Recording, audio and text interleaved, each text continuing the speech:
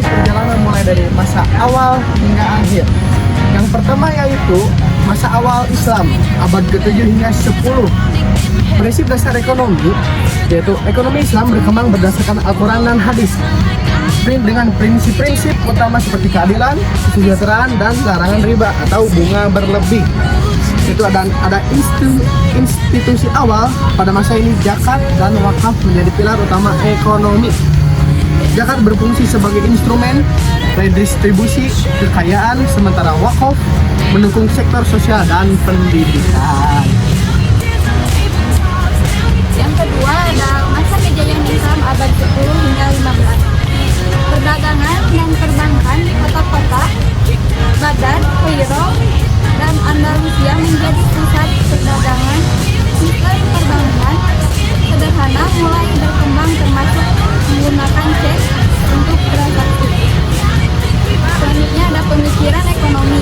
Ilmuwan Muslim seperti Abu Yusuf Al-Wardi dan Ibnu Khaldun mengembangkan teori ekonomi tentang produksi, distribusi, dan konsumsi yang sangat maju pada masanya.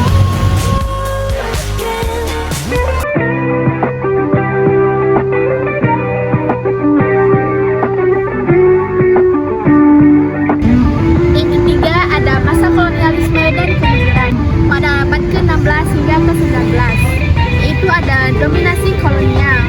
Banyak negara muslim jatuh di bawah penjajahan Eropa, sehingga sistem ekonomi Islam tergantikan oleh sistem ekonomi barat yang kapitalis. Kemudian ada kemunduran institusi ekonomi Islam. Institusi seperti wakaf mulai ditinggalkan dan ekonomi beralih mengikuti pola kapitalis yang mengabaikan prinsip-prinsip lain. Selanjutnya yang keempat ada kebangkitan kembali ekonomi Islam abad ke-20, yaitu ada konferensi Islam. Pada pertengahan abad ke-20, konferensi dan seminar mulai digelar di berbagai negara muslim untuk membahas penerapan kembali ekonomi Islam. Selanjutnya ada Bank Islam. Pendirian Bank Islam pertama di Mesir pada tahun 1963 menjadi langkah penting sistem perbankan syariah yang bebas riba mulai berkembang pesat di negara-negara muslim.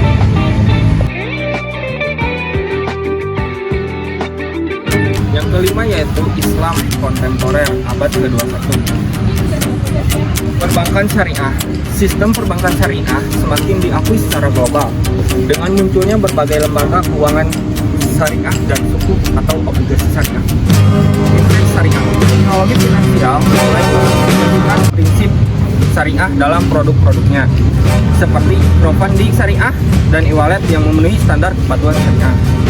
Ekonomi Islam mendorong investasi yang berkelanjutan dan etis, selaras dengan tujuan pembangunan yang berkelanjutan.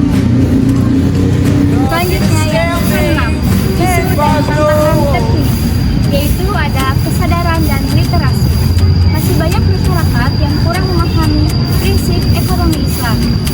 Pendidikan dan literasi menjadi tantangan tersendiri. Selanjutnya, standarisasi global. Standarisasi prinsip ekonomi syariah di seluruh dunia masih perlu dibahas agar produk keuangan syariah dapat diterima di tingkat internasional. Yang terakhir, pengembangan produk keuangan.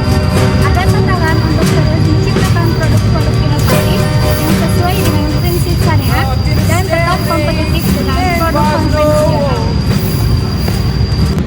Kesimpulan, ekonomi Islam telah berkembang dari prinsip-prinsip Al-Quran dan hadis menjadi sistem keuangan global yang berpengaruh. Setelah kemunduran akibat kolonialisme, ekonomi Islam bangkit kembali dengan perbankan syariah, fintech syariah, dan konsep keuangan berkelanjutan.